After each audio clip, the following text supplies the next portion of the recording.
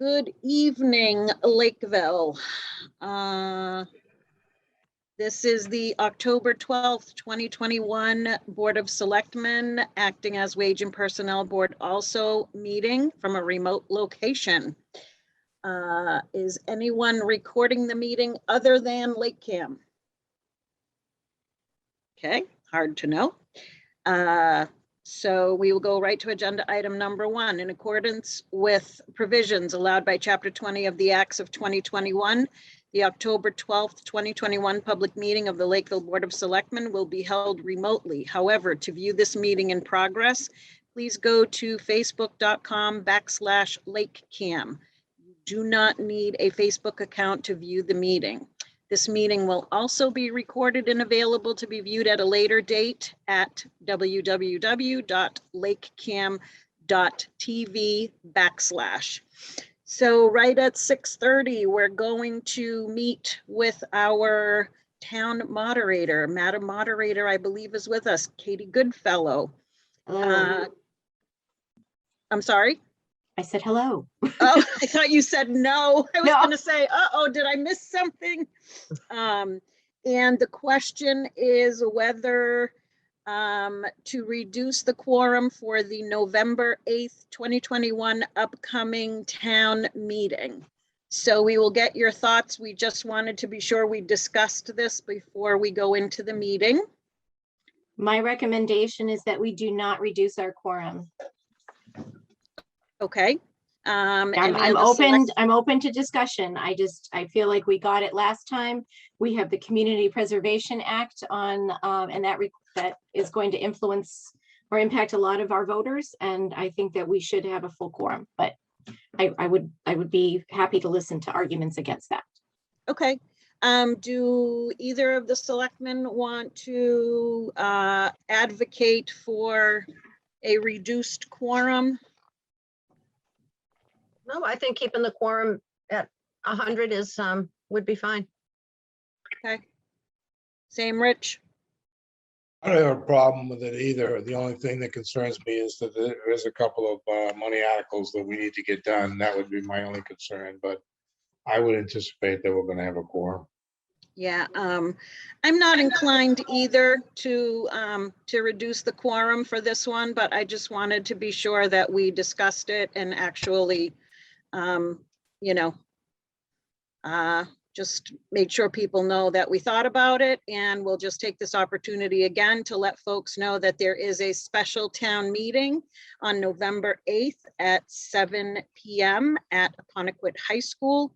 There will be some budget items on there and a few others. So I don't really think we need a vote. We probably would have needed a vote to reduce the quorum, but we're going to leave the quorum as is. So in order to have that special town meeting, we need to have 100 people show up. So let's hope we get that. All right. Well, that was easy. And we're not scheduled for the Finance Committee till 6:45. So I guess we can do a couple of other things in between. Does that sound good? Are we reading the warrant today? Are we reading the warrant today? Is that that's next week? Yeah, you've item 7. Yeah. It's item number it's item 7. Yeah. You want us to do that right now? That's really up to you, but that would be nice. Okay. I need to hear it. I need to hear it. So I need to be there for that. All right. So item number 7, because we do have the moderator with us, is the final vote, the vote on the final warrant for the special town meeting, which is November 8th, 2021. So does anyone want to read? Do we have to read these all? I thought we said we didn't have to read them all. Madam Chair? Yeah. We read them at the last meeting. I don't think it's necessary to read them. Okay. We could summarize, I guess. That would be good. Yeah. Okay. So Article 1 is budget transfers, $4,361.87. Isn't it 4,516.87 is the total? Yeah, Yeah, that's the total. 155 was from retained yeah, and earnings. 155 is from park retained Yeah. earnings. Okay, So that's the total. Article 2 is, let's see, salaries, expenses. That's a budget article. 87,000 from the septic loan, 15,000 to supplement appropriation. Sorry, I don't have my glasses. It's $87,000 to raise and appropriate and transfer 15,000 from the septic loan fund. Okay, so that's a 102 total of, total. yeah, 102,000. Correct. Article 3, to see if the town will rescind the borrowing authority for $95,163, which is the balance that we thought was going to be on the police station. Article 4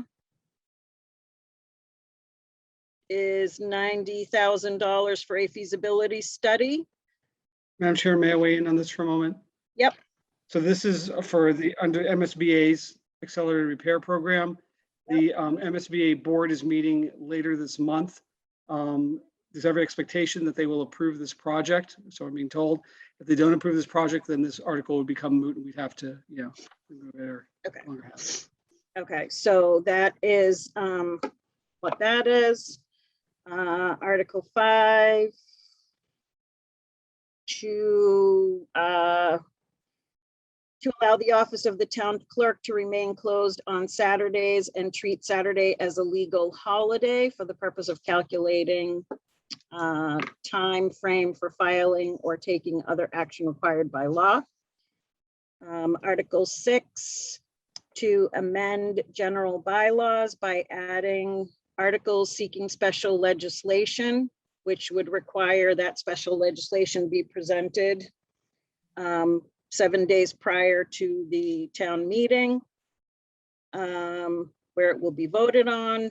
Article 7 is to accept sections 3 and 7 inclusive of chapter 44B of the general mass laws known as Community Preservation Act. Article 8, to adopt the Community Preservation Act. There's a couple on there because we have to change what we already have in the bylaws for that and make it more correct. Yes, Article 8 accepts the CPC portion of the bylaw and updates it for this current round. Article 9, to see if we change the Board of Selectmen to Select Board. Article 10, to amend Lakeville general bylaws for the Council on Aging to go from 11 to a 9-person board with 2 alternates. Right. That was 10 and 11.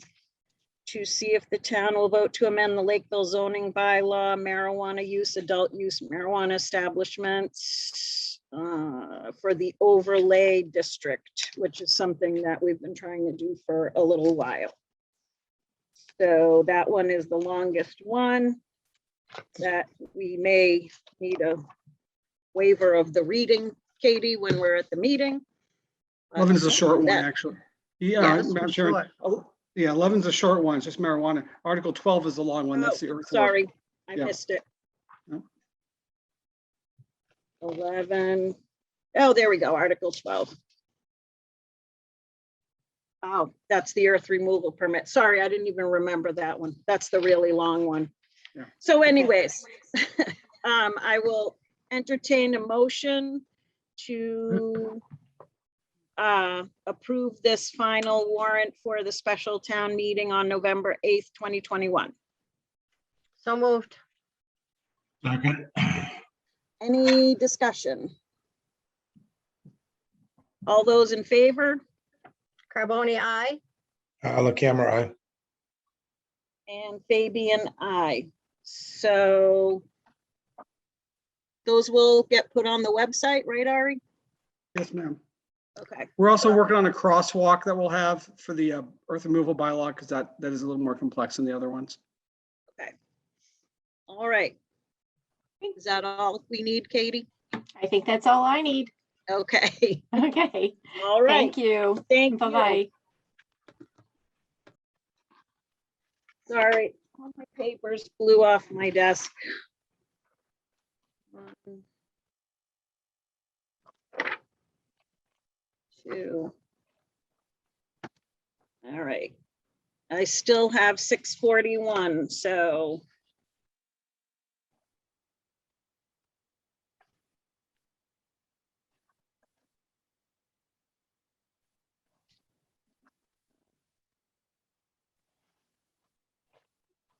Can we attempt number 8? Or will we have a lot of discussion on this? Discuss and possible vote to accept the final draft of the board, commission, and committee handbook. Does anyone, do you have lots of questions on that, or? I have some comments, if I may. Yeah. I think that a lot of work has gone into this document, and you know, so Lil, thank you very much for kind of keeping the gate on this one. I still have a few edits that I'm working through. I didn't realize it was as long as it was, so I told Ari that I would be happy to send them over. It's more just grammatical stuff. I also Okay. had a quick conversation with Lil about an idea of adding to this document a description of what each of the board committees, what they do, because I know I field a lot of questions sometimes from folks that, you know, well, what does the forest committee do? How, you know, how long do they, you know, how often do they meet? It would be nice if we had just a little, you know, snippet of description for each of them, just to give folks an idea of, you know, kind of what it's all about for that particular either appointment or elected position. And then the last thing was, if we do end up changing, you know, from selectmen to select board, we'll have to make those changes throughout the document anyway. So if we could wait and bring this back, you know, after the special town meeting, that might be helpful too. And then that will still be in line with, you know, January, for when people might take out papers. Okay, I don't have a whole lot of comments on it. Rich, do you have anything? Well, I do. I thank everybody for putting the document together, you know. But I do, going back to our discussions a few months ago, having to do with responsibilities, it's very clear and spelled out in this document as to what the boards and the committees and, you know, are supposed to be doing. But we still have not had that discussion about who is responsible to make sure that these get done and get implemented. Okay, I don't think we're ready to vote on it tonight anyway, so I don't, you know, I think we ought to wait and get everybody's comments and make some changes or whatever, but you know, it talks about, you know, in here, agendas, it talks about, you know, minutes and so forth and so on, and one of the things that's been a constant problem is minutes and, you know, the responsibility of who's supposed to do what. And I don't think that that's clear in this document. Do you have a suggestion, Rich? No, I don't, because I don't think it should be the selectman's office. I can tell you that. I don't think the selectman should be responsible to make sure that everybody's minutes, you know, are up to date. I think it's more of the responsibility of the town clerk's office. And it may be the responsibility of the selectman's office to make sure that we have the resources available, you know, to do the minutes, but to make sure that the minutes are submitted is something that I think should be responsibility of the town clerk's office, not the Board of Selectmen's office. So I think we need to have discussion about that. okay, I Lil. don't expect to make that answer. I don't expect to get that answer tonight. But that's been an ongoing issue that has not been addressed, and it's a problem. And that includes posting agendas, you know, what's included on agendas and so forth. And, you know, A lot of the information is in the document, no question about it. It's not a question of, you know, being documented. It's a question of implementing it. Madam Chair? Yep. I do want to answer to Rich. I don't think it should be the responsibility of my office. I do make sure that those minutes are submitted to my office, so I do have Devaney working on it. But I think it's the responsibility of each clerk of that committee to make sure those minutes are uploaded and submitted to my office. I don't have the resources to make sure that every single board and committee is doing what they're supposed to do. So that's why we have that handbook. Madam Chair, Yep. I'm not necessarily disagreeing with Lillian, you know, the responsibilities. But if you look at the website, you know, right now, and you look, and Lillian's gonna bear me out on this. If you look at the website right now and you look for minutes for 25 to 30% at least of the committees and the boards, they're not up there. So what I'm saying is that this is great, but it doesn't address the problem that we have. Because they're not out there. Right. So Rich, what you want to know is if we have a committee that's not submitting their minutes, whose responsibility is it going to be to tap them on the shoulder and say, hey, do you have those minutes? Is that what it is? Am I understanding that correctly? Well,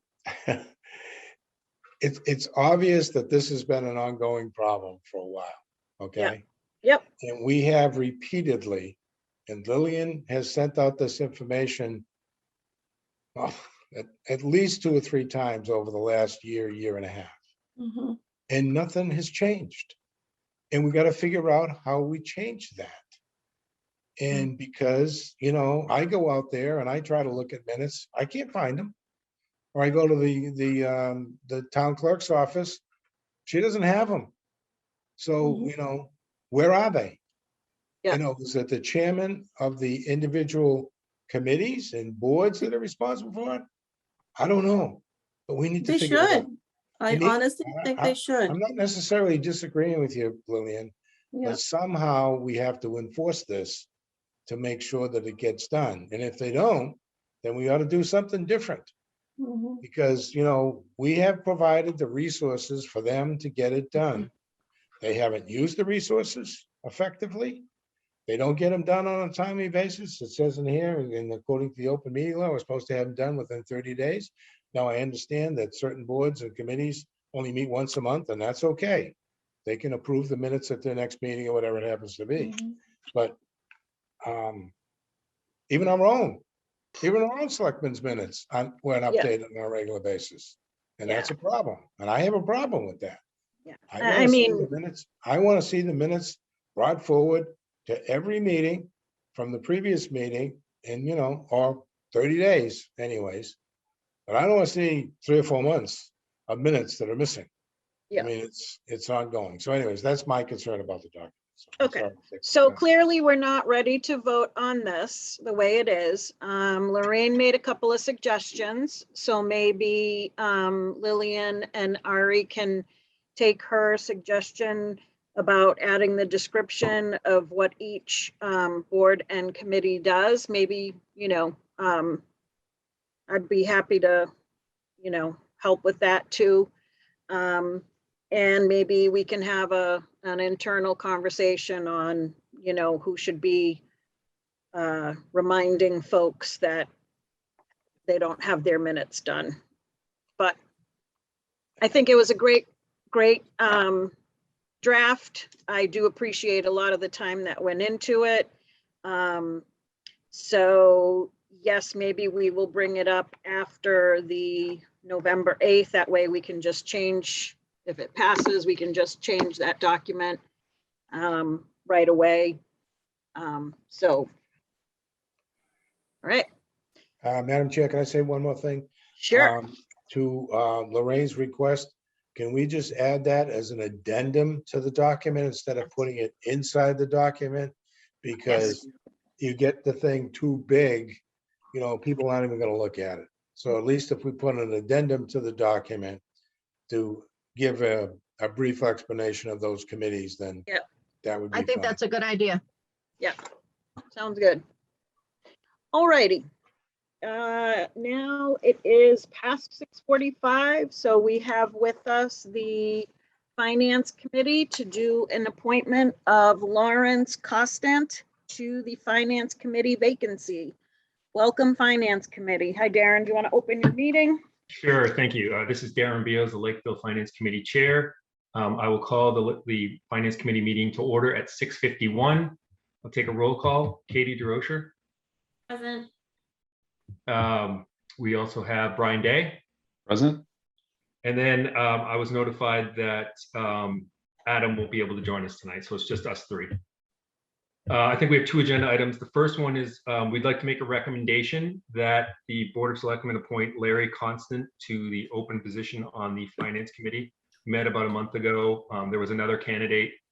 We read both letters, discussed it, and unanimously agreed that we recommend Larry to the Finance Committee. He was, as you may remember, he was on the committee last year. Was going to run again. I think something happened in the paperwork. He didn't get it in on time, so he didn't run, but he's still interested in getting back on the board. Okay, so Larry is your recommendation, correct? Correct. Okay, so I will entertain a motion to appoint Lawrence Costant to the Finance Committee to fill the vacancy. So moved. Second, Any discussion? All those in favor? Carboni, aye. LaCamera, aye. Fabian, aye. And what was the next thing we I had think we there? have a topic of minutes. We have minutes to approve, one set of minutes. If Okay. we'll do Madam that. Chair? This is a joint appointment between the Finance Committee and the Board Oh, of so Selectmen. they need to appoint two. Correct. Do they Okay. need their own separate motion? Yes? Yes, they do. Yes, okay. Okay. Brian, can you make a motion? I'll make a motion to appoint Larry as the member to the vacancy of Finance Committee with term expiring on, what was the date? Was it April April 2022? 4th, 2022. Oh, I'm sorry, April- I didn't put that in. April 4th, 2022. Second. Katie? How do you vote? Aye. Sorry. Aye. Brian? Aye. Darren, aye. It's unanimous. Larry is now a member of the Finance Committee. Yay. And then just one set of minutes, so September 14th, I forward them to the other members. Katie and Brian, have you a chance to read them? That was the short meeting that I missed. Oh, that's right. Okay, well, we have two people here that were, two of the four that were, or I guess two of the three that were there. So are we not able to approve them till next meeting? Tracy? I would wait till your next meeting. That's fine. Yeah. Nope. Yeah, that's not a problem. Okay, then we'll pass on that for this meeting. That's all we Okay. have. All right. Do you need to adjourn or? Yeah, I'll make a motion that the Finance Committee adjourns. Second. And all in favor, Brian, Aye. Katie, Aye. and Darren, aye. Great, thank Okay. you. All right, Good evening, we will everybody. Have a see good you night. guys November 8th, if not sooner than that. Yes, Okay, Good. thank you. Good all night. right, thanks. So it's 6:54, so our meeting with the town clerk doesn't start till 7, so let's do number 15.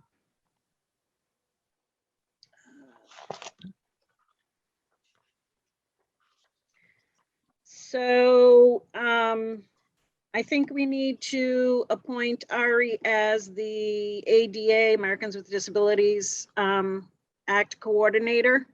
Do you want me to give a quick overview on this? Yes, if you could, that would be great. At some point prior to my coming on board, you appointed Selectman LaCamera as the ADA coordinator. We've been working with with Serpent on the ADA plan that will hopefully be presented to you. I'm waiting to hear back from the Serpent consultant. Hopefully be presented to the board at the October 25th meeting. But in the meantime, we needed to clarify for the purposes of the plan, the role, who's the AD coordinator, who's the role. Normally it is the town administrator. So spoke with Rich. He was happy to pass off something on to me. So the suggestion was go ahead and bring this up for this meeting. Okay, so I'll entertain a motion that we appoint Ari Sky, town administrator, to be the ADA coordinator through July 31st, 2022. Does that work for everybody? Mhm. That date? It was typically through April because that's when the selectmen would change, but as long as it's the town administrator, Tracy and I decided we should make it through July 31st, 2022. All right. Is that your motion? That's I'll my motion. second. So moved. Okay. Second, Any discussion? All those in favor? Carboni, aye. the camera eye. Fabian, aye.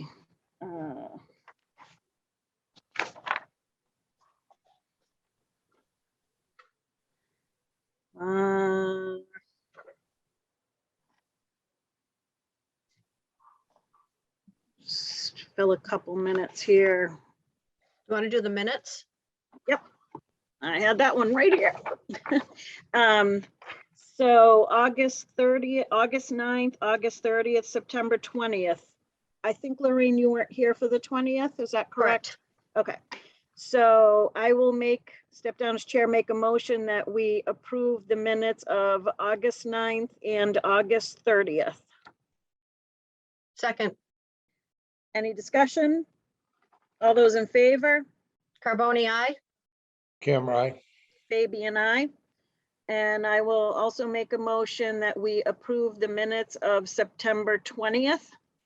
So moved. I'll second. And any discussion on those? All those in favor? The camera eye. Carboni abstain. Okay. The camera said aye and Fabian, aye. All right. Just keeping my notes straight.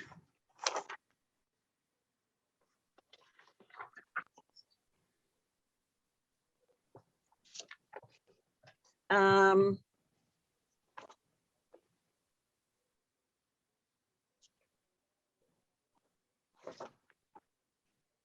right. Lil, are you with us? I am. There she is. So we officially start at 7, but let's just pull all this stuff out. I am gonna need either Christina or Ari's help. I got it. You might Oh, need me to share. perfect. Ari's gonna do it for you. All right, I'll do it now. I thought I was gonna be able to do it at my office, but I don't have audio, so I'm using my iPad. Okay. Oh, perfect. Here we go. All right.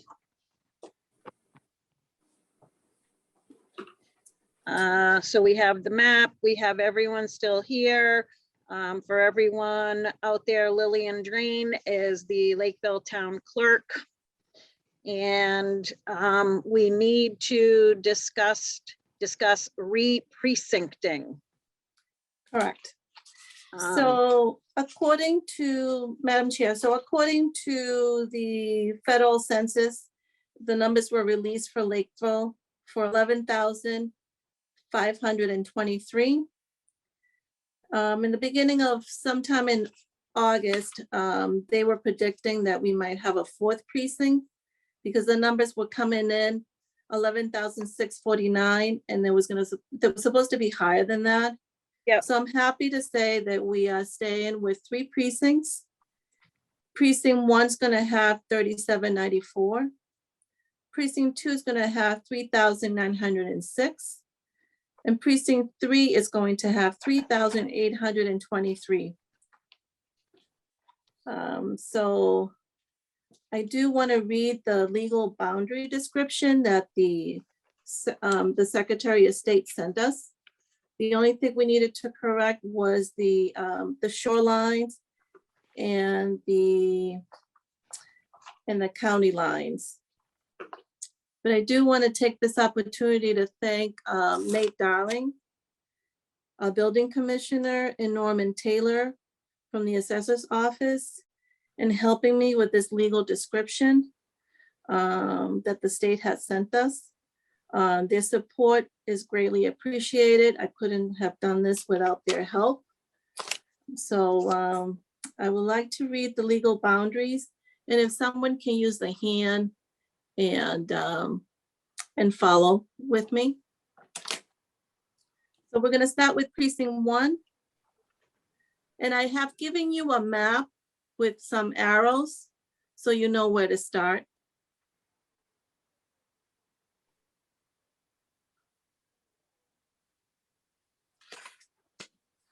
I wish we were in person so I can put up the big map and actually see the streets, but I guess this will do. Are you ready, Ari? Yep. Okay. Precinct 1, all of the portion of Plymouth County bounded and described as follows. Beginning at the point of the intersection of the Bristol-Plymouth County line and the Long Pond shoreline, and proceeding northerly along the Bristol-Plymouth County line to Myrick Street. Yep, we keep going all the way up. All the way up, all the way up. And you're gonna stop right there. And proceeding easterly along Myrick Street to Kingman Street. And proceeding southerly along Kingman Street to Montgomery Street. And proceeding easterly along Montgomery Street to Hill Street.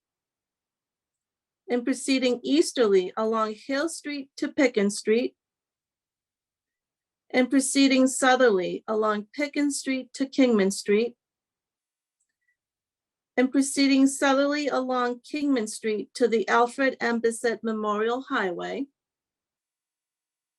And proceeding easterly along the Alfred M. Bissett Memorial Highway to the Hathaway Brook, which you're right there. And proceeding easterly along the Hathaway Brook to Long Pond Shoreline. And proceeding easterly along the Long Pond Shoreline to the point of beginning. So all the way down. So that encompasses precinct 1. So precinct 2. I'm gonna zoom in a little bit easier, I Yeah. think. Oh yeah, a little bit better.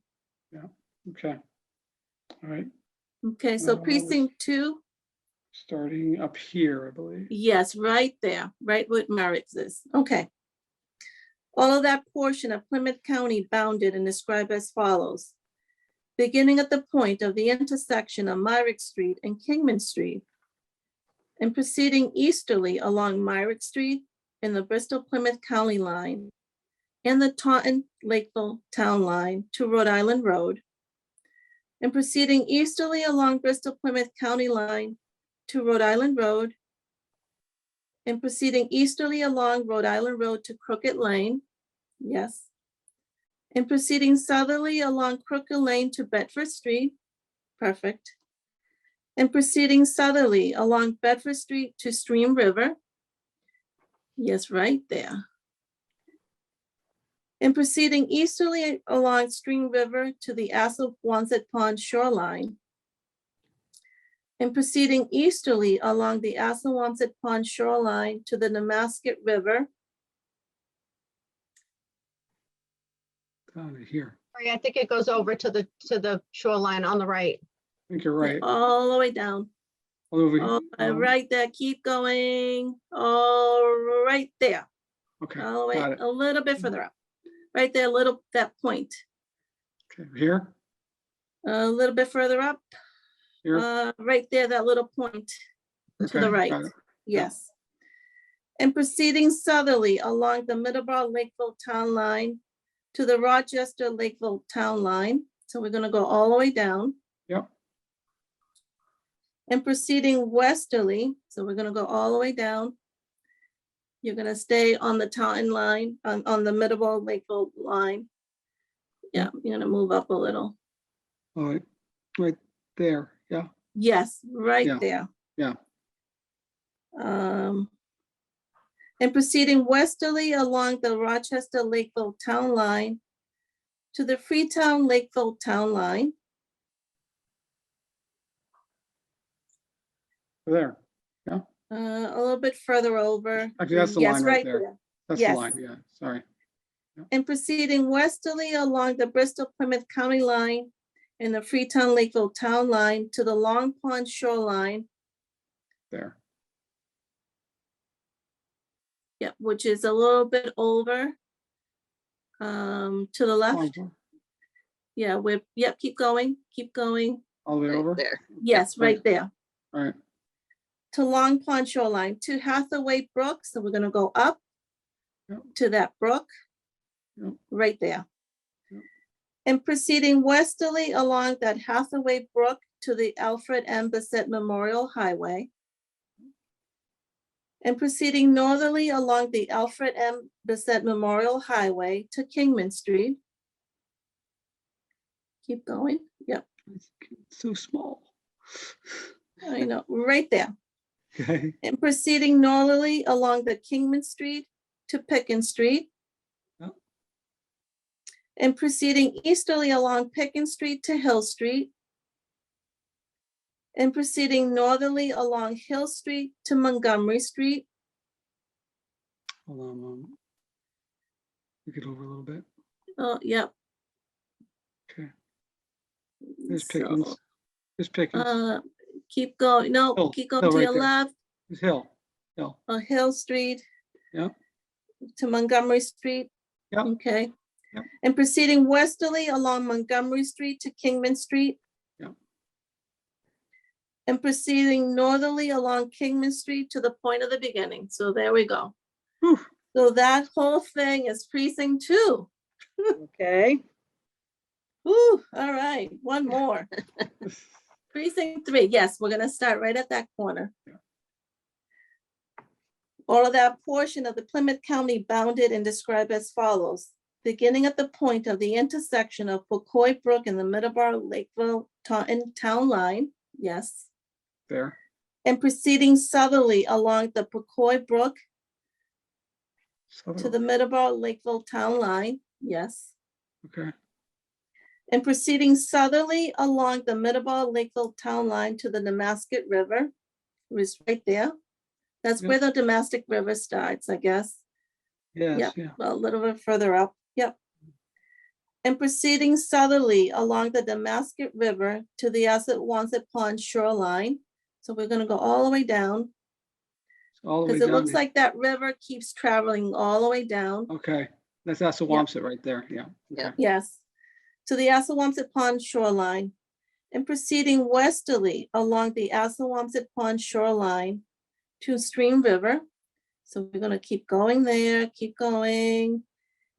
A little bit over, okay, and right there is that Stream River. okay, And proceeding westerly along the Stream River to Bedford Street. So that little line right there, there's perfect. Yep. Bedford, all right, And proceeding northerly along Bedford Street to Crooked Lane. So we're gonna go up. got it, And proceeding westerly along Crooked Lane to Rhode Island Road. Yep. And proceeding southerly along Rhode Island Road to Taunton Lakeville Yep. Town Line. Yep. And the Bristol Plymouth County line, so that's both. yeah, right there, Yep, so proceeding northerly along that Taunton Lakeville Town Line and the Bristol Plymouth County line, because there's 2 lines there. We're gonna go all the way up to the point of the beginning. Okay. So that is precinct 3. Whoa, Okay. I am That was fun. excited that this is done. Mhm. So as you can see, I gave you also the blocks, the county, the precinct blocks. Precinct 1 has a total of 3729, and I like how it's broken down by race.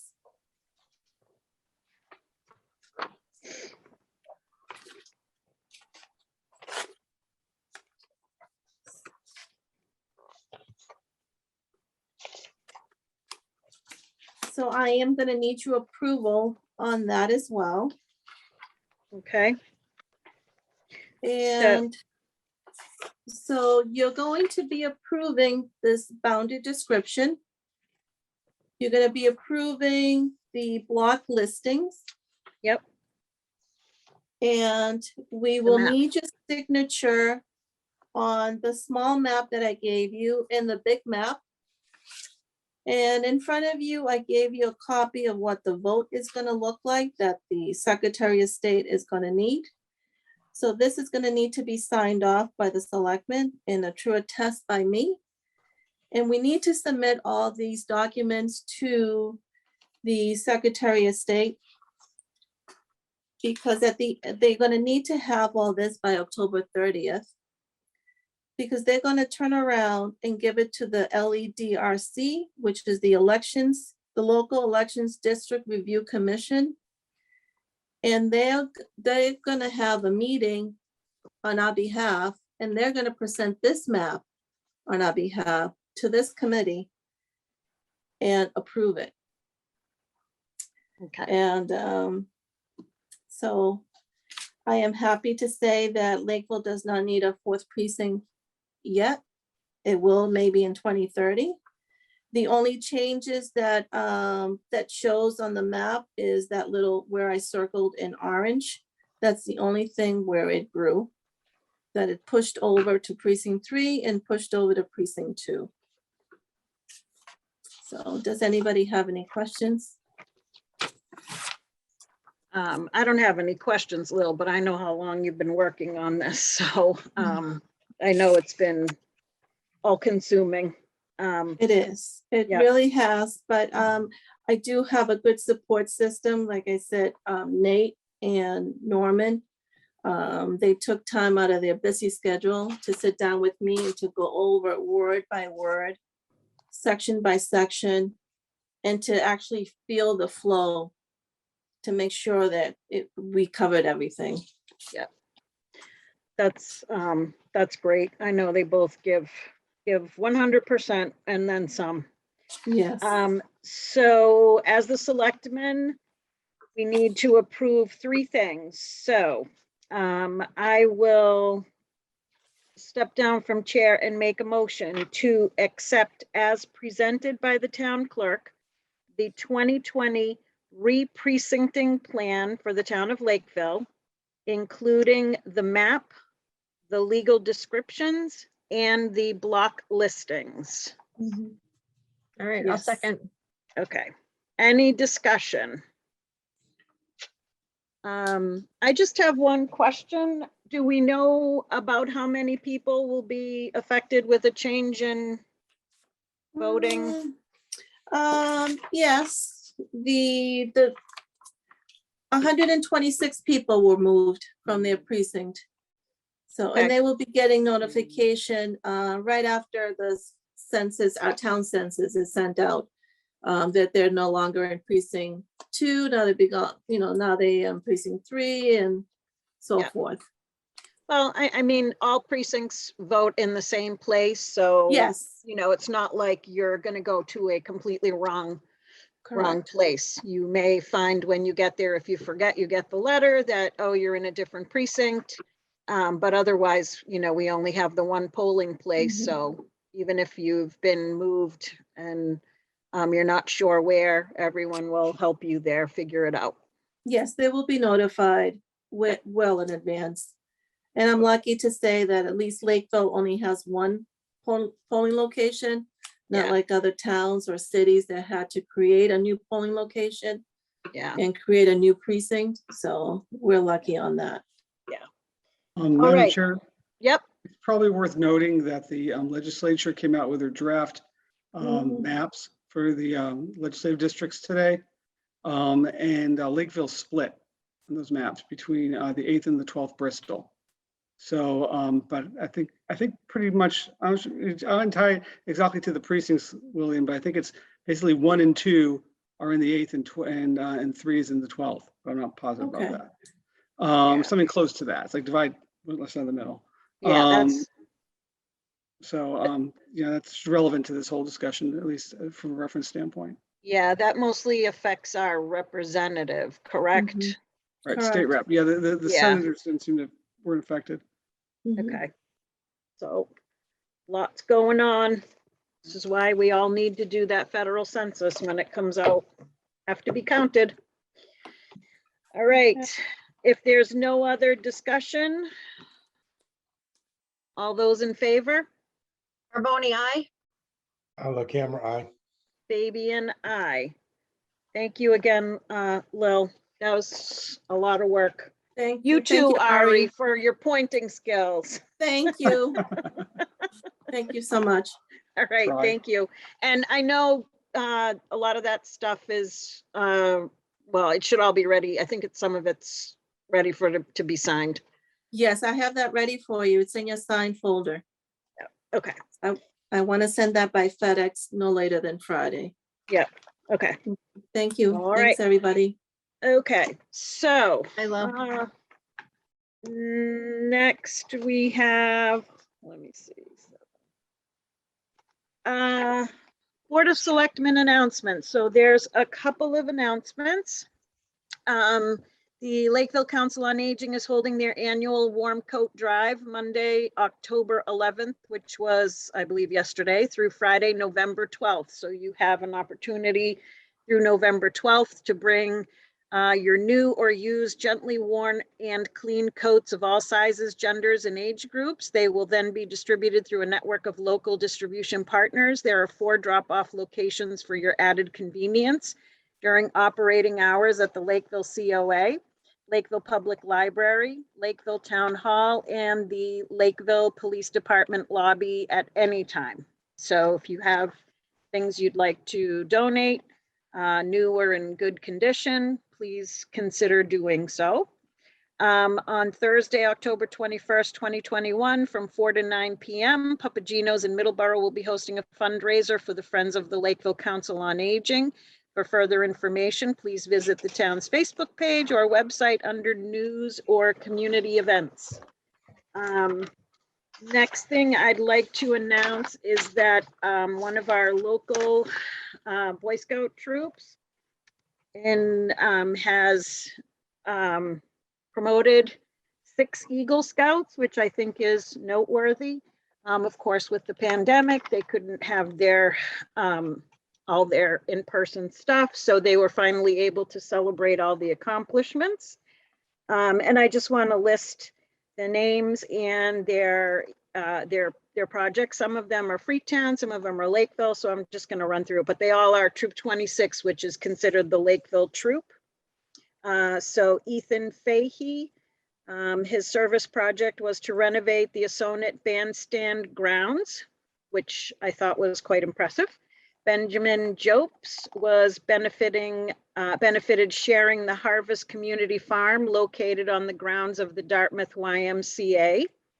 They built 6 dibblers for, I guess that's something you need to plant seedlings. Henry T. Ashley completed his service project. It was a conservation project for Mass Fish and Wildlife at Millbrook Bog Wildlife Management Area in Freetown. Nick Young, he improved the usable outdoor space for his church, the North Congregation Church in Middleborough, which included working on the gardens and creating space for people to gather. Lucas Correa restored an overgrown trail in Acushnet. And Brad Stoltz, he designed and painted a sensory path outside on the pavement at Mark Hoyle Elementary School in Swansea. So I also, just like to remind people that Boy Scouts are always looking for projects. You can reach out to your local Boy Scout troop. You can contact me and I can put you in touch with folks if you have a project that you may feel could be something that an Eagle Scout could do. Eagle Scout is still very respected because it's just not something you can wake up and say, I'm going to be an Eagle Scout today. It takes lots and lots of time in. So congratulations to all those Eagle Scouts. Any other announcements from my fellow selectmen? All set. No, I'm good. Okay, Ari, the floor is yours. Thank you. So I have a few announcements. Our new treasurer, Erica Correa, starts on October 18th. We're in pre-employment for our candidates for planner and HR director. I'm assuming everything clears and we have no issues. I'm going to be providing information to the board for prior to the next meeting, assuming if all works out. Our contract with our outside assessor expires on October 31st. We put out for bid, did not receive any bids. Turned out the contractor had overlooked the process. We're going to need to probably sign a contract extension and then rebid, unfortunately. The OPM services are starting to come together. We have an initial scope of work meeting with Pomeroy Associates next week on the DPW admin building. In the process of finalizing the contract with CBI, or we finalized the contract, getting a signature, and working through with environmental partners. Lastly, just as good news, the police department was awarded a $20,000 grant under the Municipal Road Safety Program for radar speed signs. They're being installed in key locations to remind drivers to obey the speed limits. Also looking actively at other opportunities to implement more effective speed regulation, mainly by use of the Community Compact Grant. We're also preparing a grant to under the Community Compact IT program for for disaster recovery backup services. Hopefully that'll be done well by the state once we get that in. It's due this Friday. That's all I have, Madam Chairman. Okay, thank you. Christina, anything on your end? No, Ari covered it. No, Ari covered it. Okay. We have the animal control analysis that we'll get to in a little bit. Okay. Yeah, that's it. Thank you. Okay. So the next three items all have to do with snowplow rates, changes, approvals. So Ari, I'm gonna ask you to assist me here on, we have 9, 10, and 11. I think Frank is on, I believe, right? Frank, Oh, are you is there? he? Yeah, Oh, there Should he be. is. here he comes. Here he comes. Our There he is. DPW director, Frank Right. Moniz. Hi. Hi. All right, so the first one we have is to approve the 2021-2022 contract plow rates. Okay, that's just an update to our current plow rates. We adjusted them, I believe it was 2 years ago now. And we're just basically going along with the Mass DOT rates to stay competitive. Okay. Can't believe it's been 2 years. Okay, so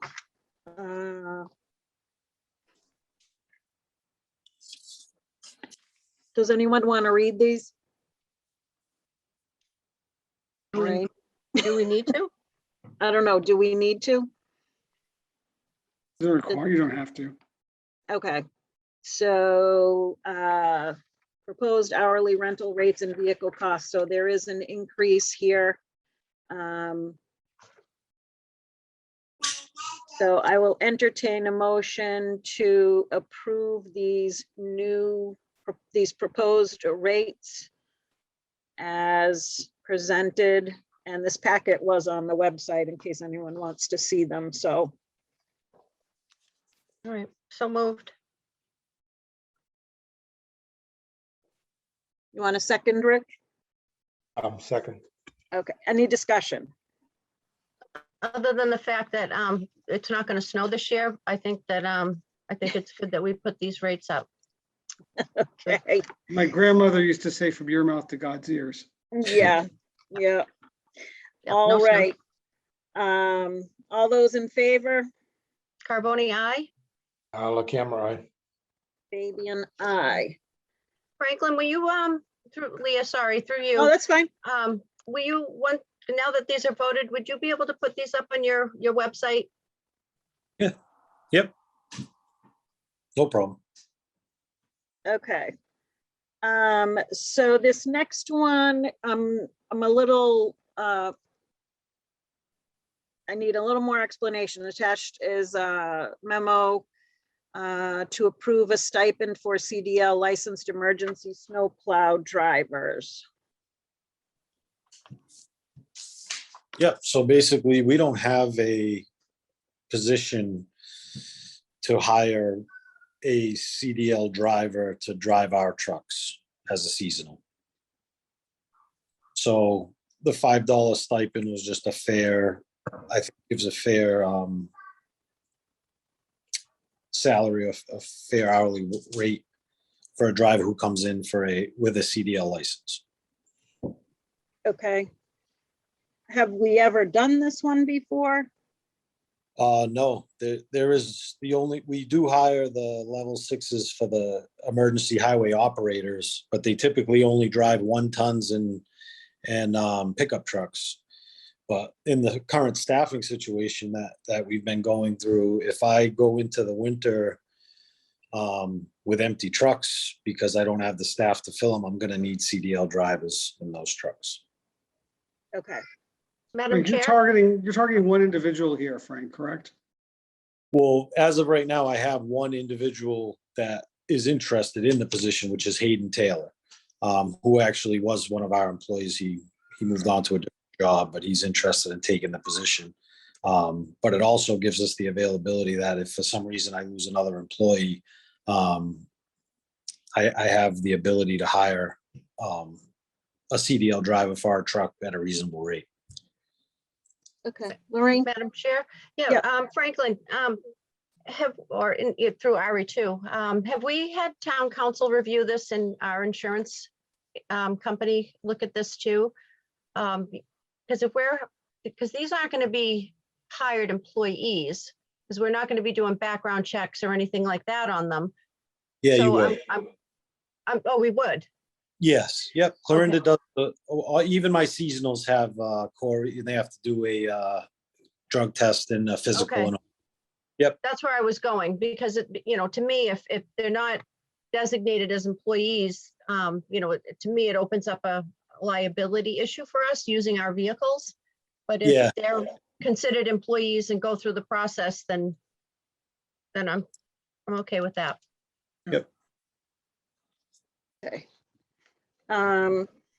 Okay, so does anyone want to make a motion here? Yep. I'll make a motion that we approve the recommendation of the DPW director to include a stipend of $5. What is it? $5? Yep. Five. Yeah, $5 $5 stipend. for- Okay. For a CDL license. Yeah, for the CDL license for emergency snowplow drivers. So I'll second that motion. Okay. part of that also, like Ari mentioned, was the Hayden Taylor portion of that, where I have an employee, a past employee who's driven our trucks as a full-time employee who will now come back as a seasonal, and I wanted permission to hire him at the top step. Okay. Okay. One thing, Madam Chair and board members, what I would note, I think is really important here, is to note that this is specifically for this specific situation, emergency highway operators with CDL drivers.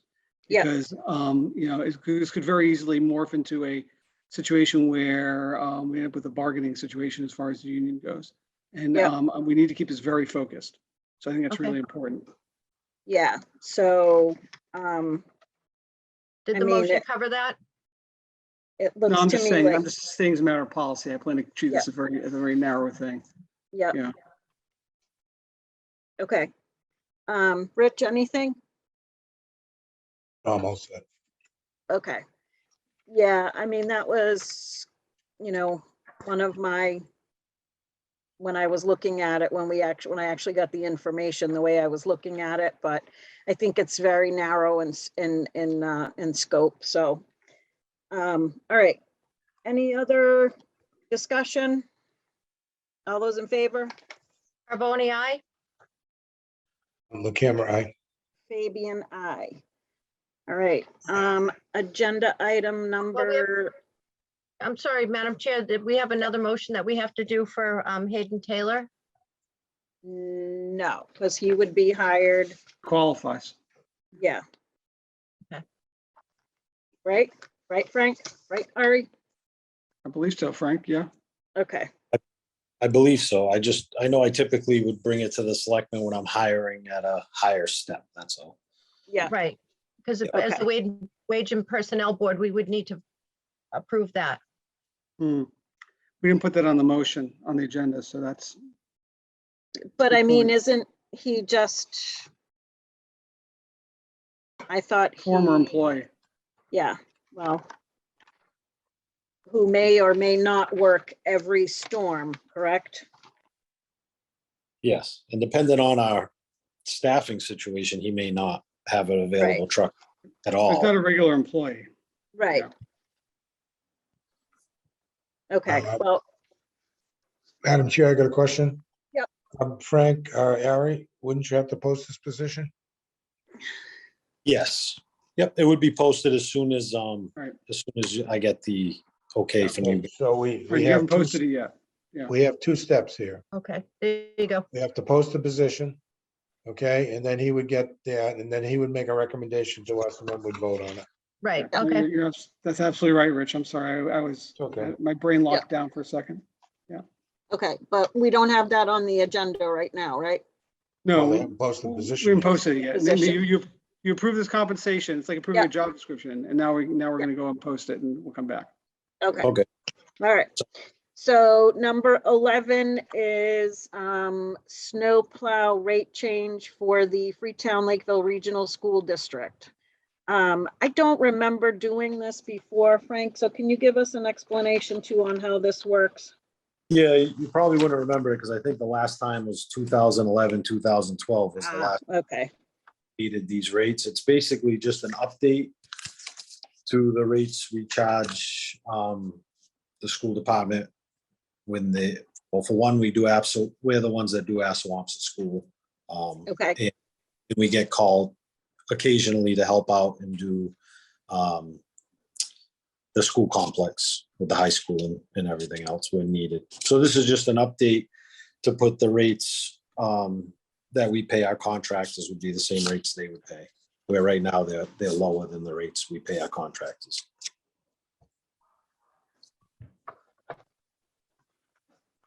okay.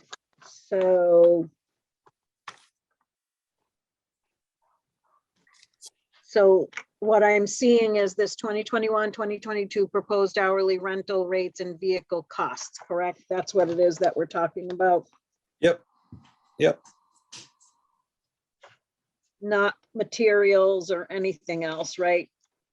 No, the sanding is at the bottom there. It's $90 an hour. That's our flat rate and that stays the same. That's a fair rate. It's Okay. more so just when if you look at the 3/4 ton with an 8-foot plow, we pay $79 an hour to our contractors. So if I send one in right now, we're getting Right. reimbursed. So it was just Yeah. to up the rates from 10 years ago to our rates now. Okay, so we're just reflecting the other changes we just made too, so. Exactly. Okay. Yep. So 3/4 ton and 8-foot, 50 to 79. Yeah, and again, these will all be posted too, correct? Yep. Okay.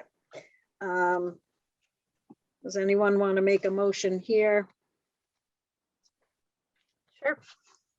I'll make a motion that we approve the recommended increase in rates for the snowplow rates for the Freetown Lakeville Regional School District for the 2021, 2022 season. Second, Okay, any discussion on that? And in your note here, Frank, you do say these rates have not changed going back to the 2011, 2012 season. Any other discussion or questions from anybody? All right, all those in favor? Carboni, aye? The camera, Fabian, aye. All right. All right, I think that's it, right? That's it for me. Okay. All Thanks, right, Franklin. thank you. Thanks, All right. Frank. Have a good night. Okay.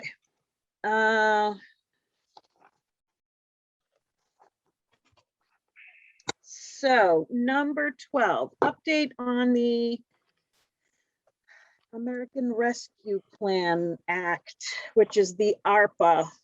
Ari, I know there's been conferences and webinars and discussions. How about you get us up to date on all? I actually participated in a couple. But we county, got yeah. the, yeah, we just got the highlights. I think all the real important stuff went to you administrator, manager people. So there's still a lot, there are still some things unknown. We're getting closer. We're still operating under an interim final rule from Treasury. So the final rule hasn't come out yet. Under that rule, what we can claim for revenue replacement is highly limited. The Treasury Rule looks at revenue loss entity-wide as opposed to the fund level or revenue type.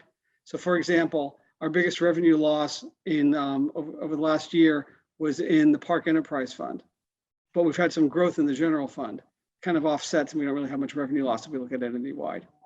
So, so we're kind of dealing with that situation and responding to that. And then in addition, working with Plymouth County, we had a webinar with Plymouth County 2 weeks ago where they on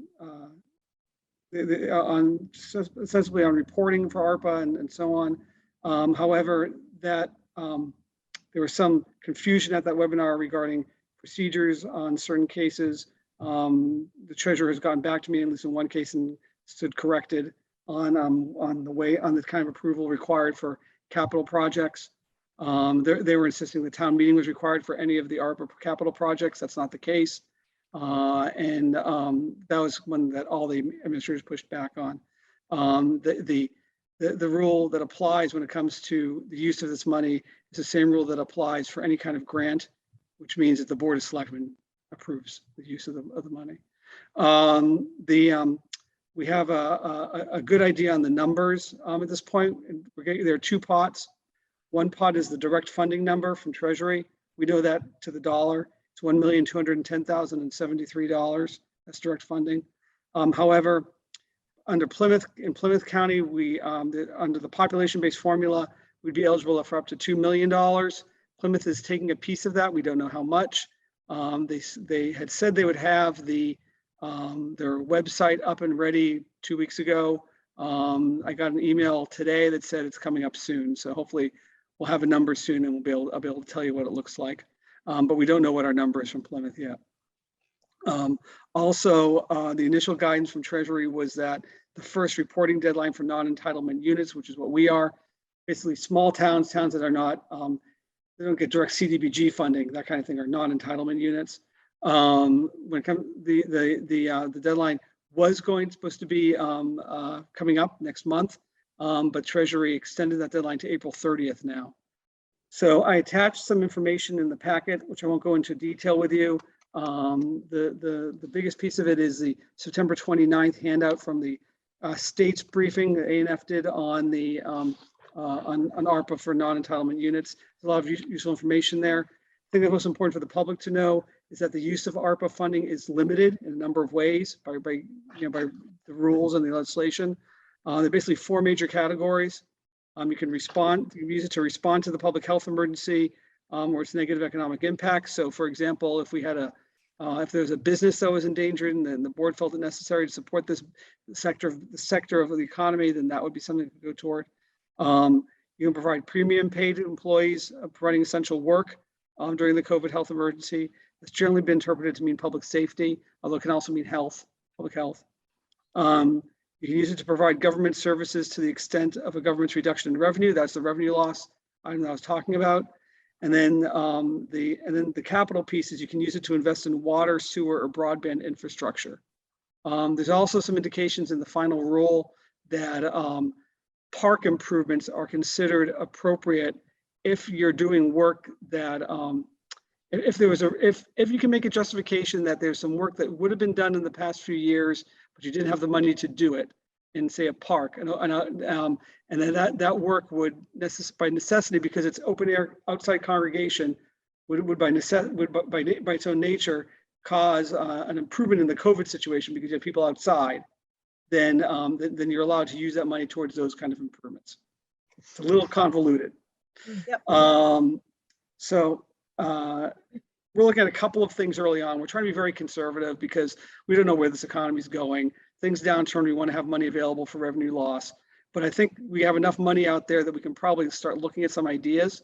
You know, some large cities are doing full-blown survey processes and so forth. And part of what the guidance I probably could use from the board is in terms of what type of public participation, if any, you want to have. But the some ideas that we thought would be very useful to start, and I've talked with a few people, a few of you as well, is to look at water issues in the parks on town property.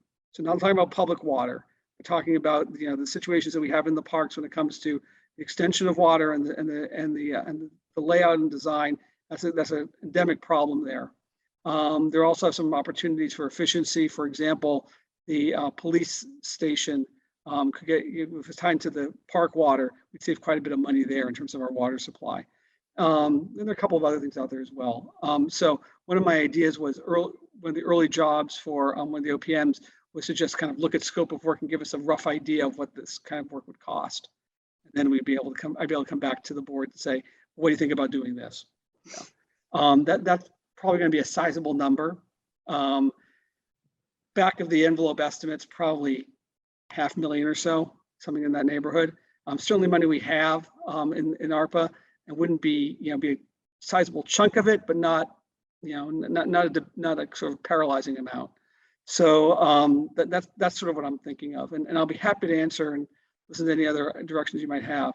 And you know, we've been very conservative and cautious about this because we are waiting for that final rule. One of the things that we do need to do that Plymouth has asked is for all subrecipients, governing bodies to formally designate a representative, and I understand Plymouth did a similar thing with CARES. Who will be charged with submitting ARPA grant applications, and then a reporter who will be authorized to enter the application information and reporting data. So my suggestion to you was that you make myself the representative and you make Mr. Hassett, the town accountant, the reporter, which is similar to what we're doing with CARES. So there's language that we have suggested by Plymouth County, by town council, on the motions to set those situations up. We would, that's probably the one thing I'd ask you to do tonight, so we'd be able to be able to move forward and be able to set up our account on the Plymouth County ARPA page and so on. Yeah, that was pretty much the one part that they stressed to the selectmen's meeting. Just approve your people and yeah, they'll do it for you. So yeah. So anyways, so to that end, yep. Before we do that, can I ask a question, Ari, please? Please. The $500,000 proposed dollars that Plymouth County is supposedly taking, what are they using that for? They've told us two things right now, and Rich, I can't get into great detail because I don't have great detail. But what they told us so far is that they are pulling a portion, not this full amount, a portion for administration. They have the ability to do that. They don't have to give us anything. And two, they want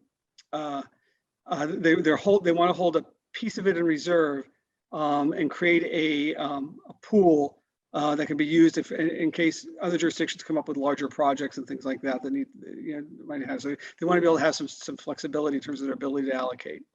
Well, I hope we disagreed with that.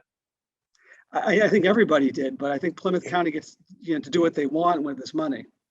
Well, I mean, some of these other communities are getting millions more than we are. And, you know, I mean, our small pot of money here, that, you know, that's just not right. You know, what I'd like to do, I agree with you in principle, and then, you know, I do find it frustrating that I don't know exactly what the number is that they're giving us, so I know how concerned to be. So once the website is up and we have the numbers, my intention was to come back to you guys right away and let you know what it looked like. But are they giving you a reason why? Because they assured us the website was going to be up and running within 24 hours, and now it's been almost 2 weeks. No, they've not given any reason why, and I've actually asked the county treasurer twice, and he said it's coming. And then we got an email late this afternoon from the county saying that we're going to get another email from Clifton Larson, which is the company that they've used to administer the website, you know, to set up our account. So that, you know, that's coming. They're very excited about the fact that they said they were getting this email. Haven't gotten it yet though.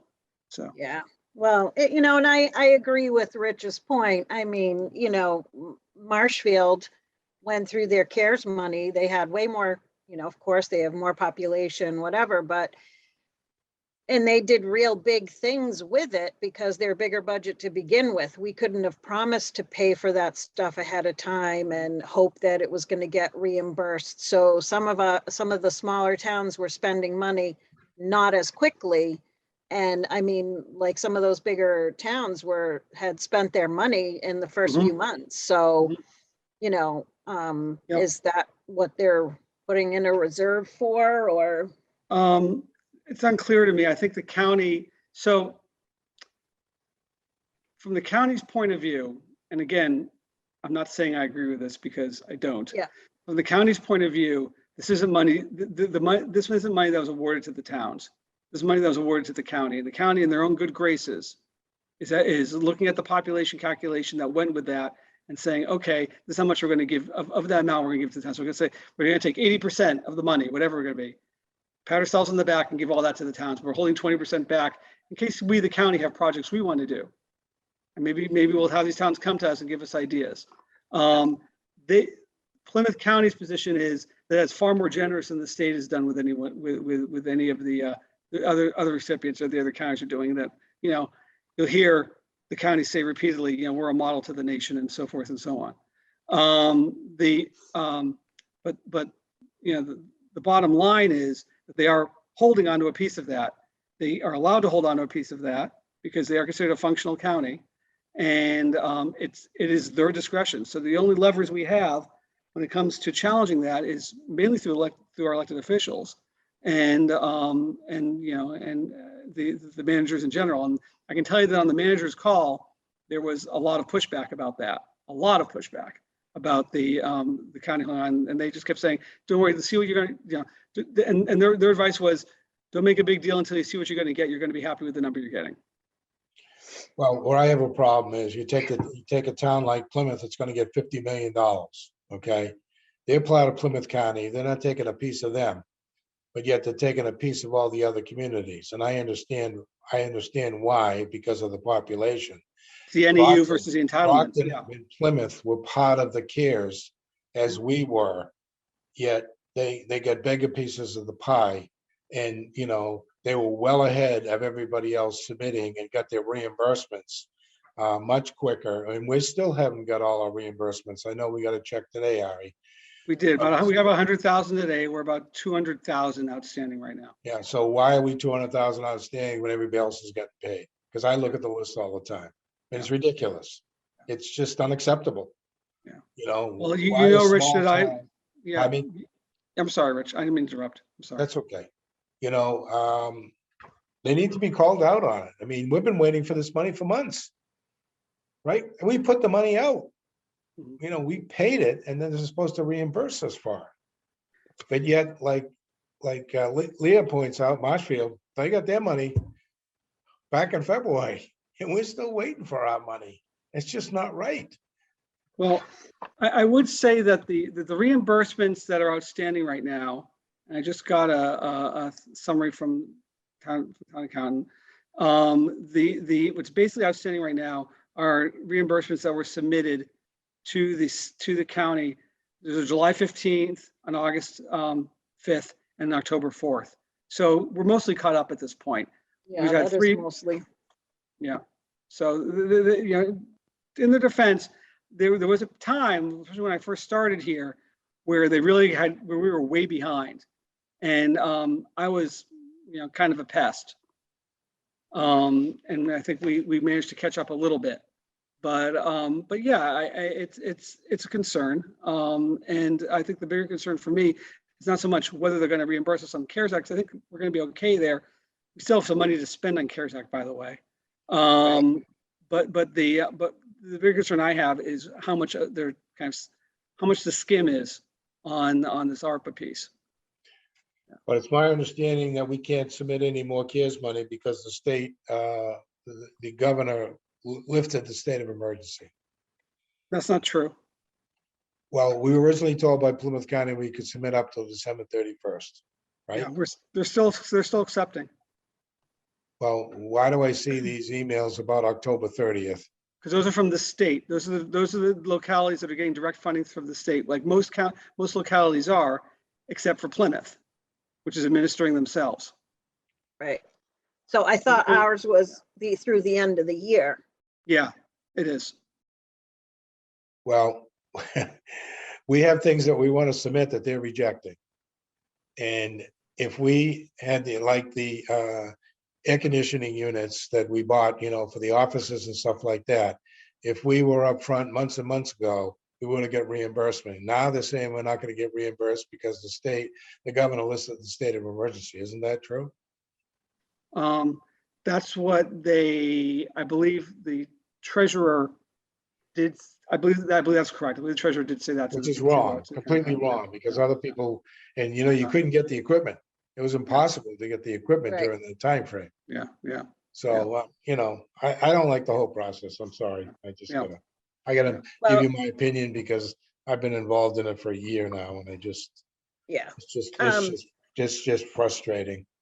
So in order to get this going for the county, correct? We have to authorize the representative and the reporter. Yes. All right, Can I So, ask one more question, please? Yep. From what I understand, the reimbursement could also include air ventilation systems. Is that correct? If you can make it fit within those 4 categories. So you would have to say that it is probably number 1, responding to the public health Definitely a emergency. problem. It's a public health problem for sure. Yeah, that would be the argument. Yeah. So, that's a project that we should look at as far as the schools are concerned, because the Mhm. air handling units in the school is 40, 50 years old. yeah, So I know the schools are looking closely at their ESSER 3, and I actually have a meeting with them coming up in a few weeks to talk about this a little bit, among other things. But they're looking at remember, they're getting this next round of ESSER funding. Right. And, We already designated some of that money for certain projects already. right, this is, well, the ARPA, ESSER 1 and ESSER 2. ESSER 3 was only partially designated, so yeah. Right. But the problem is that we're responsible for Assawamsett, Yeah, town of Lakeville. yeah, The region's not responsible for the right. Assawamsett. We are. So whatever work needs to be done in capital project that need to be done in Assawamsett, we're responsible for that. Yeah. That's something we could be looking at as part of this funding as well. Okay. okay. So, Lorraine, do you want to make Lorraine or Sure. Rich make these motions? Yep, I'll make the motion. Okay, I make a motion to authorize the town administrator to approve, finalize, and submit on behalf of the town any such ARPA grant application and to make all representation certifications required to be made on behalf of the town to complete each such application. With such approval, representatives, I can't even speak tonight. Representations and certifications to be evidenced by the signature of the town administrator on such application. And if any such ARPA grant is awarded, the town administrator shall be the recipient of such grant on behalf of the town. I'll second that motion. any discussion? Yes, the Board of Selectmen need to approve these applications. Oh, yes, Okay. absolutely.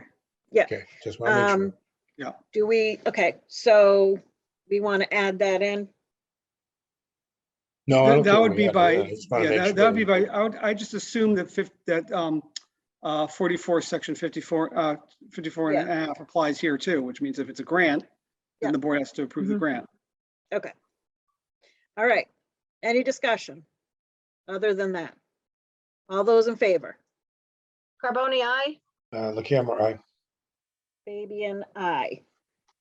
And let's I'm- do the next one. Right. I make a motion to authorize the town accountant to prepare and enter information into the Plymouth County American Rescue Plan portal in support of one or more applications to Plymouth County for grants, ARPA grants, to be funded from a grant received by Plymouth County under the American Rescue Plan Act. Second, Any discussion? All those in favor? Carboni, aye? camera, aye. Fabian, aye. All right, that's done, right? Thank you. Okay. Let's see. Number 13. So this has been a topic on again, off again for several months about animal shelter fees. So instead of just making a quick decision, Christina, the assistant to the town administrator, has done a complete analysis for us. So I'll give it to you, Christina. Well, I don't know about complete, but we have certainly started the process. As you all know, we conducted an analysis of the animal control fee structure. We provided it to the board with the memo detailing our findings last week. Do you want me to summarize the memo, or do you just want to jump to questions? It's up to you. If you want to summarize the memo for us, that would be good. Sure. So the memo included a 3-year historical analysis of expenditures and revenue, a town-by-town fee collection breakdown, and a comparison of board fees across the region. What we found is that Lakeville, to my knowledge, maintains the only regional municipal animal shelter in the region, which is to say that other communities have municipally owned animal shelters, but they only accept animals from their own town. We also found that our current daily boarding rate is of $15 is not the lowest in the region, but it is low comparatively to what most other communities are charging. The 3-year expenditure analysis showed consistency in general fund expenditures year over year, and variability predictably in grants and gifts expenditures depending on the number of dogs served. That's the account that all of the direct care from the animals comes from. The analysis also showed that animal care generates revenue for the grants and gifts account in the form of reimbursements from the state, adoption and spay and neuter fees and donations, and that in the last 2 fiscal years, the grants and gifts account has actually taken in more revenue than it has spent on the care of the animals. I should also point out that all of the food that is given to the dogs is also donated, and that number is not built into our analysis. The relative number of animals served from other communities in 2019, and I'm using 2019 because that was the last pre-pandemic quote unquote normal year.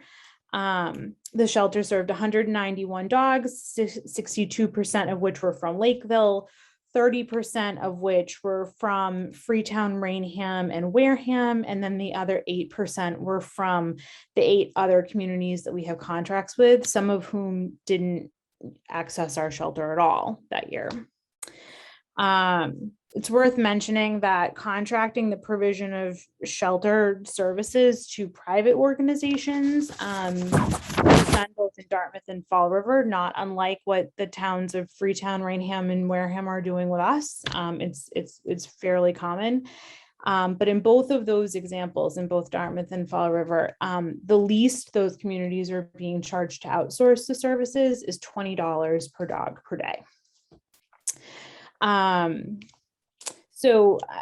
I would say, based on the research that we've done, increasing the animal shelter's rate to $20 per dog per day for Lakeville animals and $25 per dog per day for animals from these feeder communities would be consistent with what other communities across the region are charging. I think it would sort of better reflect the demands of being a regional shelter, and it would likely result in a modest increase of revenue.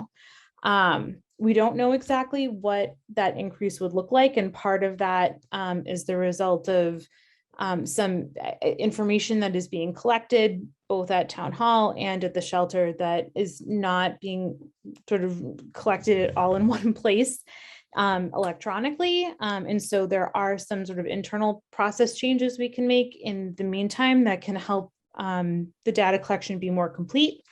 But I think that, in the interim, these rate changes are modest. Okay. That's it. Okay. So,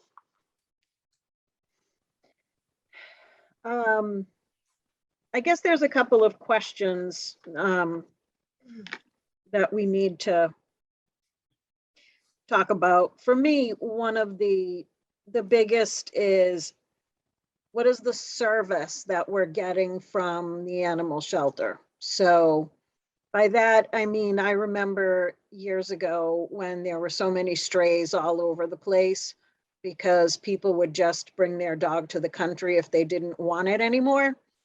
So, and there were just so many strays, there was no control over it. So I think our animal shelter has done, Dave Freitz and his assistants have done an amazing job at, we don't have that many strays walking the streets.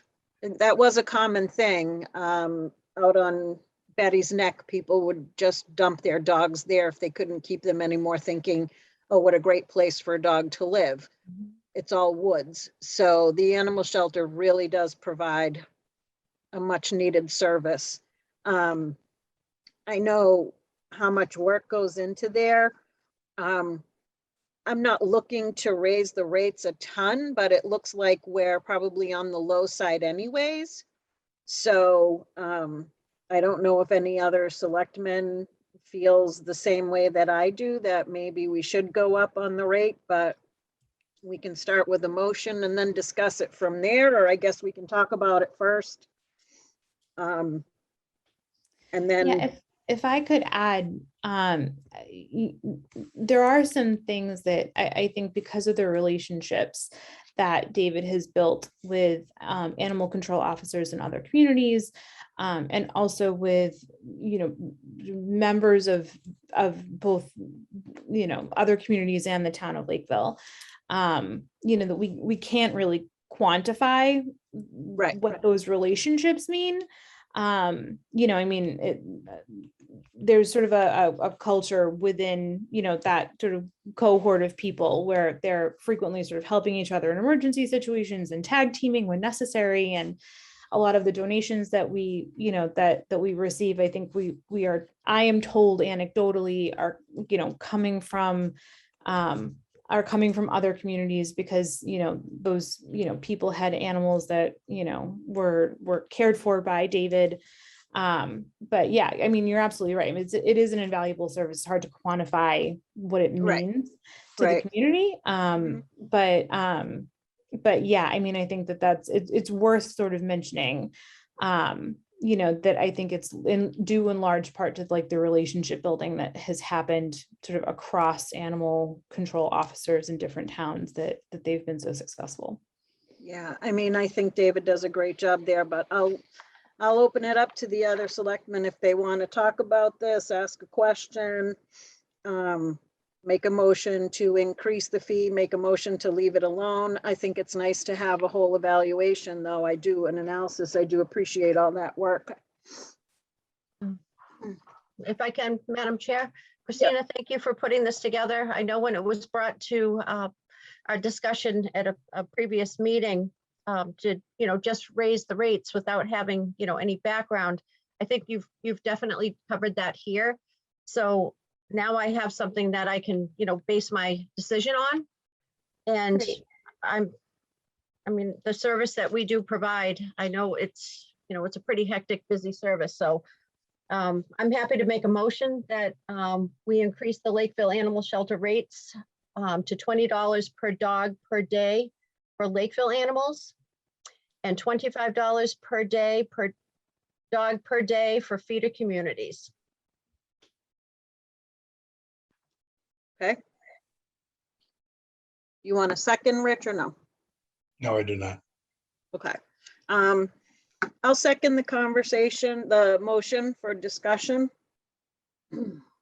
Madam Chair, and I know this is probably, Christina, you may not be able to answer these questions. But if I look at Freetown's dog fees, okay, 19, 20, and 21, there was 25 dogs. We collected $690. There was 16 dogs in 20. We collected $755. There was 9 dogs in fiscal 21, and we collected $1,920. Why is there such a discrepancy in the swing, especially for 2019? Sure. So the fees collected column includes boarding fees, and it also includes surrender fees. So there's a $30 surrender fee that's built into these numbers. So these boarding, it's not.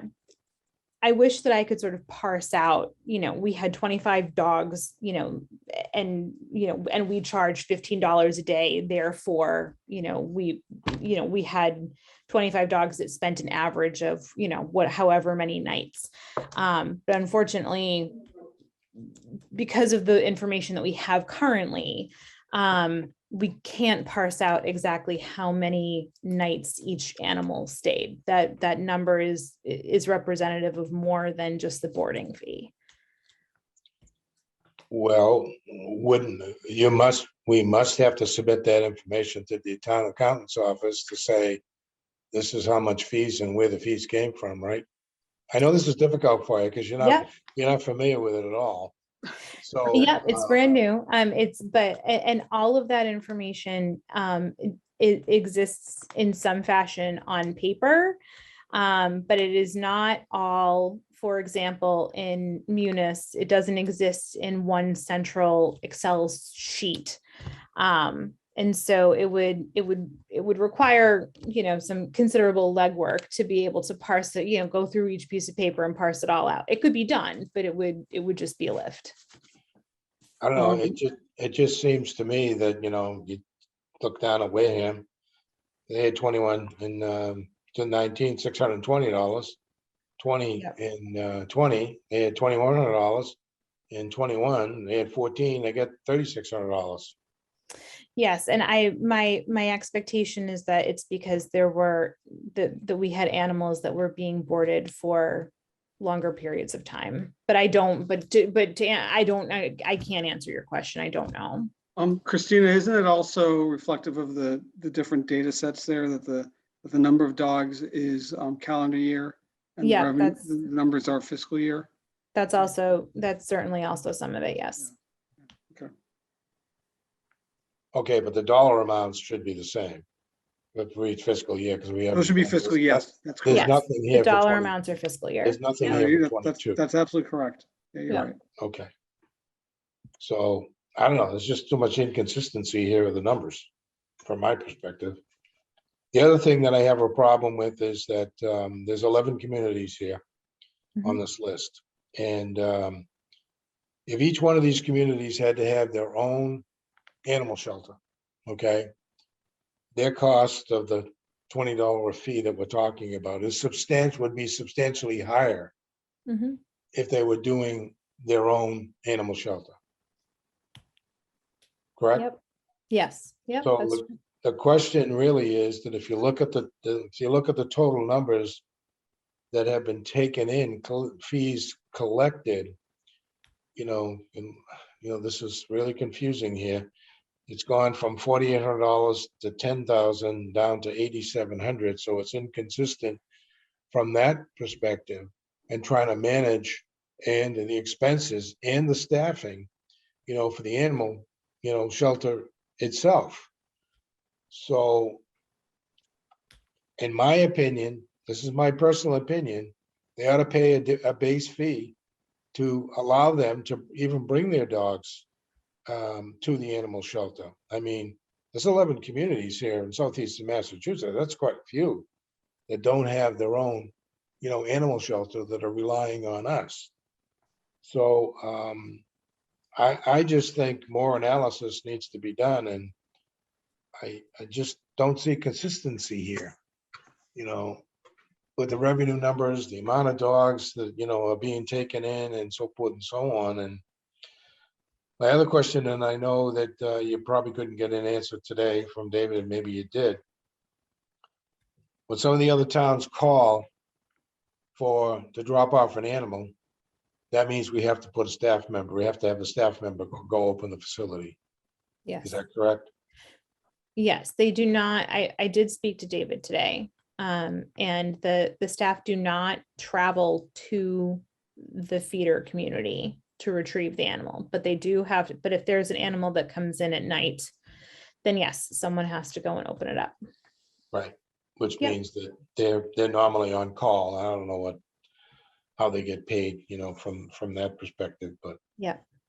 anyways, I just think there's a lot of other costs that we're absorbing, the town is absorbing, and I think that some of these towns ought to pick up a piece of that, but that's my opinion. Sure.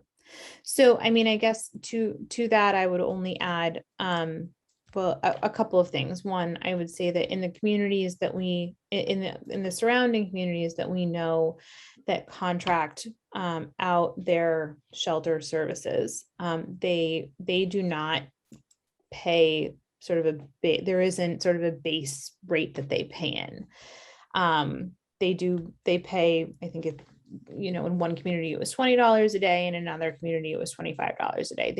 They don't pay in excess of that. So asking other communities in the region to do that would be sort of a departure from the norm, but that's your decision. And I think, I would also say that I totally agree that more analysis needs to be done, that we don't have all of the pieces. And I think that's one of the things that we will be working towards in the coming months, is sort of creating a system and a database that will allow us to be able to do the kind of analysis that we need to be able to do. But having said that, we don't have a full picture of sort of what the downstream consequences of charging an additional base rate would be. And only because if we had communities that decided to sort of take their business elsewhere, quote unquote, there is a loss of revenue that we would lose, and a loss of donations that we would likely also lose. And we just don't know what that number is. So can do with that information what you will. Okay. Thank you. Yep. Any other comments, discussion? So we do have a rate, a motion for a rate increase. All those in favor of the rate increase? Carboni, aye. Baby and I. And, On the camera, no. okay.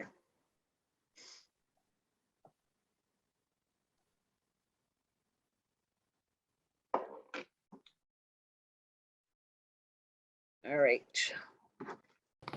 Again, thank you, Christina. That was a ton of work, and I know that there's still information, out there that isn't in Munis and everything else, so it's kind of definitely a work in progress. Yes, it's And an we're gonna- ongoing process. We are going to be Yeah. digging in to try to get a better data set here. Okay. So that brings us to agenda item number 14.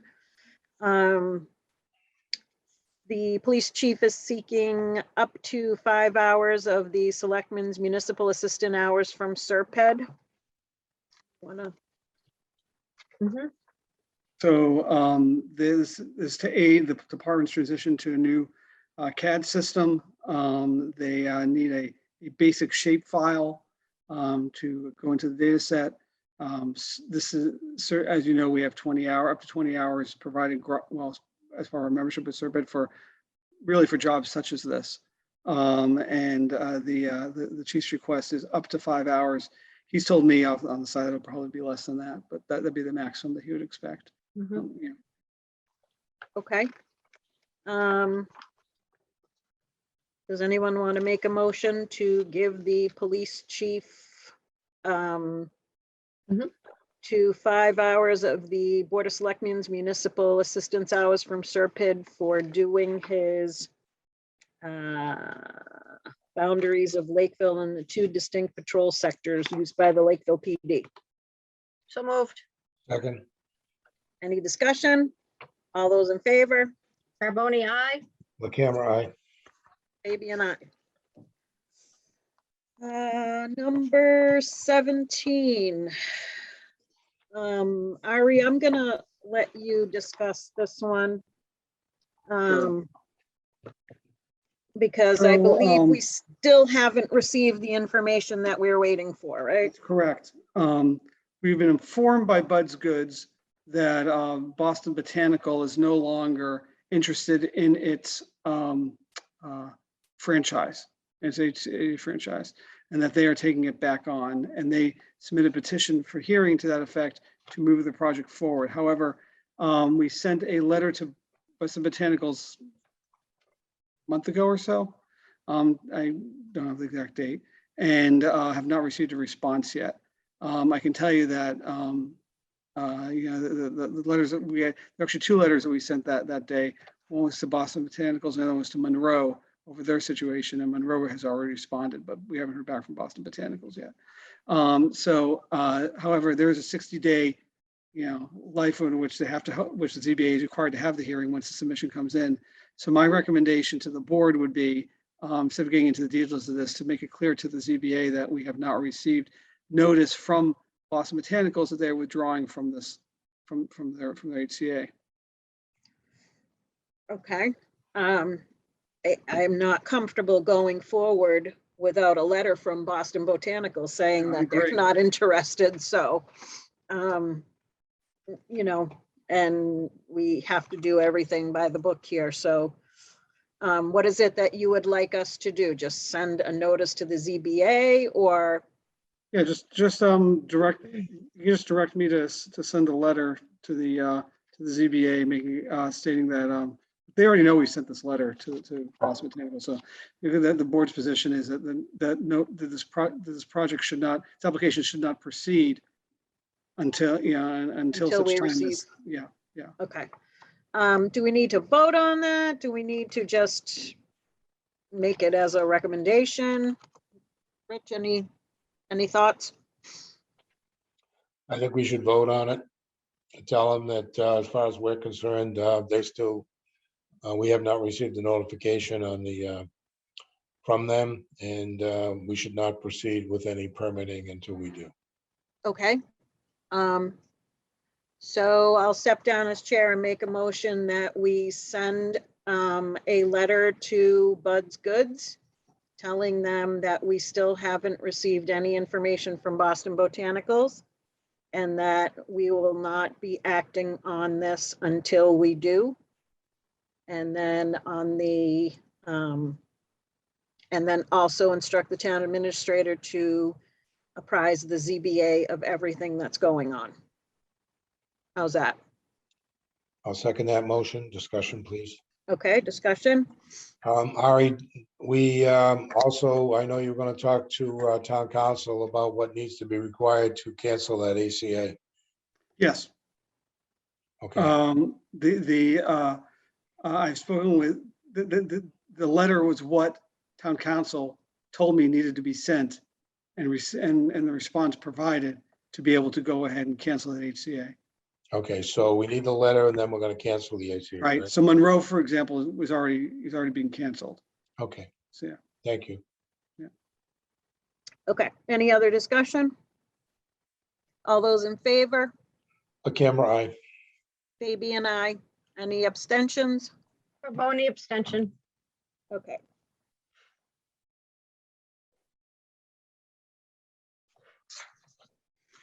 All right. That brings us to number 18, new business. All right, number 19, old business. Can we review the meeting dates? Does anyone have them? I do.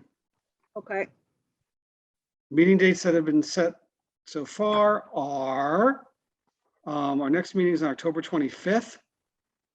yep, Then there's a meeting scheduled for November 8th prior to the town meeting. 6:00 PM Board of Selectmen, right? Yep. And then At the November, high school. yep, Then November 22nd. And then December 6th. Thank you. I thought it was 13th. December 6th and December 20th.